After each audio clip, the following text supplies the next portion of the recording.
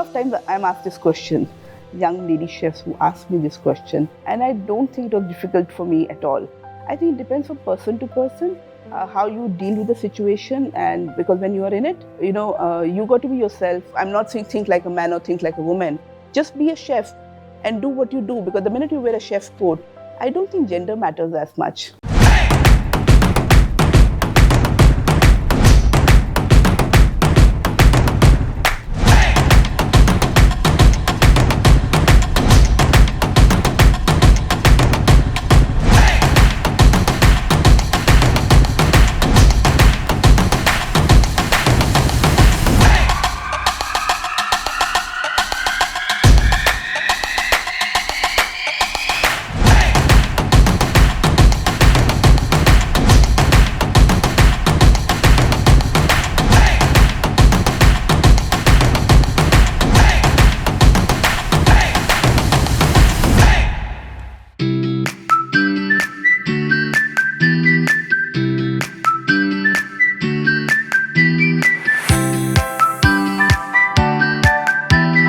My earliest memory associated with cooking has been when I was growing up in my grandmother's household, and the aroma of fresh basmati rice for lunch is what takes me back to that food era. My frequent visits with my grandfather to the market to buy what is locally, and we would carry sacks full of mangoes and fruits and vegetables and whatnot. I think that was my early introduction to the world of food by my grandparents in my nani's house. I always wanted to be a chef.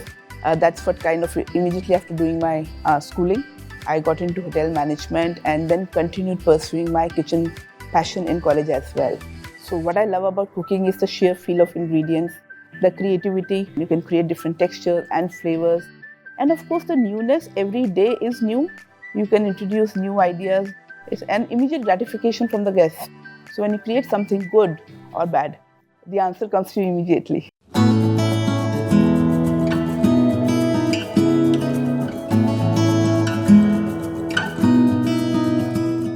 My cooking style, when I started my career with the ITC hotels as a Towers Club chef in those days, I think we were first one almost 3 decades back to introduce the freshest local ingredients on a menu. So that was quite a head start we had. And I think that's where I got influenced, and then we opened Westview, again what is locally freshly available. So my cooking style is more tuned towards Western cooking style. But then of course I dealt with Behel Navi and Pan Asian and multiple other brands. So yes, the basic cooking techniques remain the same across every cuisine genre. That's what my take is. So if you understand the basic cooking technique, I think you can delve with any flavor.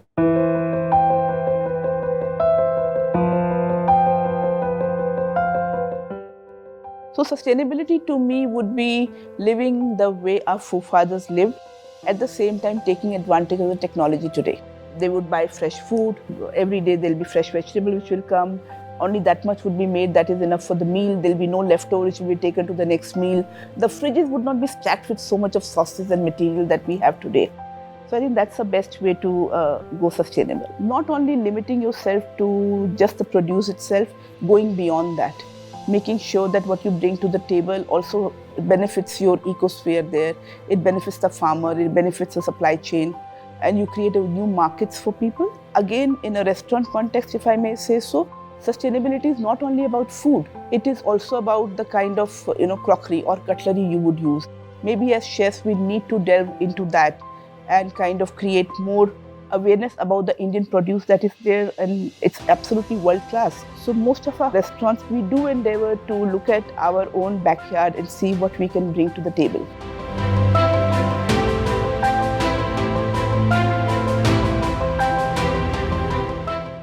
We do go to our local producer, whether it is in Moradabad or various crockery manufacturers. We give them our own designs and they develop it for us, and then that's what gets launched pan-India.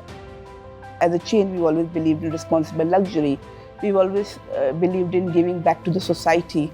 So as far as my memory serves me right, I think almost 3 decades ago we started with this. So like I earlier said, that when we opened Towers Club or we opened the Westview, we went local.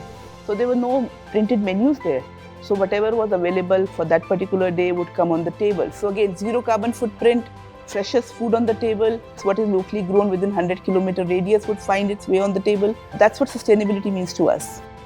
We have been introducing various programs over the last 15 years or so.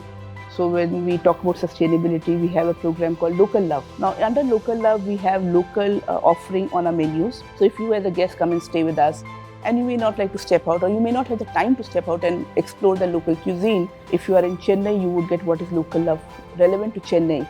Similarly in Delhi, similarly Mumbai. So wherever you travel, you will get the local love of that particular city. So as far as sustainable culture is concerned, we have made a genuine effort to bring some fishes which are locally available. So whatever fish is near extinction, we do not offer on our menu. Definitely 1 or 2 fishes would be there, but they would be marked with an orange mark, so that you make a conscious choice or an informed choice that what you are eating is something that is near extinction. So we kind of also try to educate our guests to know what impact it would have should they order that. In our buffets, we have fresh living sprout and living greens growing, so you can prune it to your liking and add it to your salads. So again, absolutely zero carbon footprint, literally from the grid to the plate, that is what it is. We do not believe in wastages of food. So if you're ordering a snack, that will come as a one bite. So there's not much wastage, yet it's beautifully presented based on local ingredients which are available.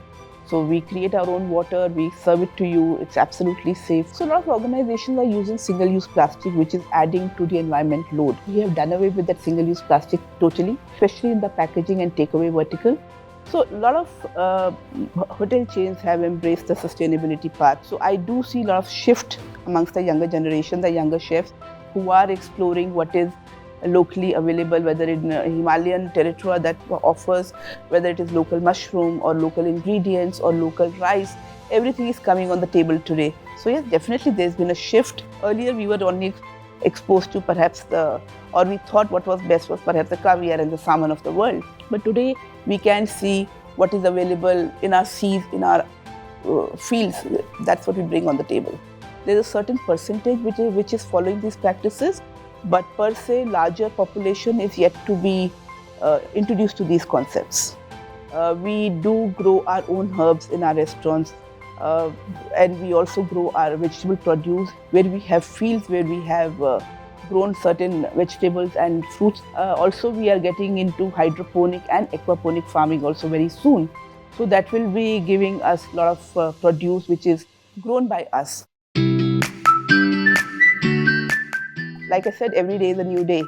Just the sheer joy of having achieved something, whether it is in the plate or the guest comments, I think that's what keeps you going as a chef. I think when President Barack Obama, in his second visit, he was passing by and I had met him earlier.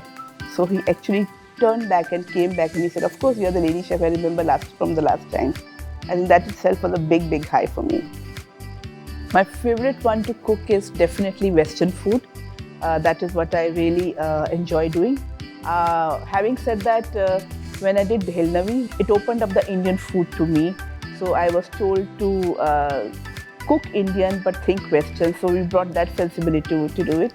So that was a very interesting journey for me also. So when I'm not cooking, I love painting and gardening. These are my passions. I think what's next is that, if one is able to, it may sound very cliche actually, if one is able to help the society per se, if one has reached somewhere, you are in a position where you can support people to reach their dreams. I think that is what I would like to do going forward. Giving back to the society, because I think it's important to also encourage people to grow. So in my mind, food superstars could be personality, could be a dish, could be an ingredient, maybe a farmer who's doing a great produce creating, because if they don't create, what do chefs put on the table? So I think they have very, very important role, and we don't give them their due at times.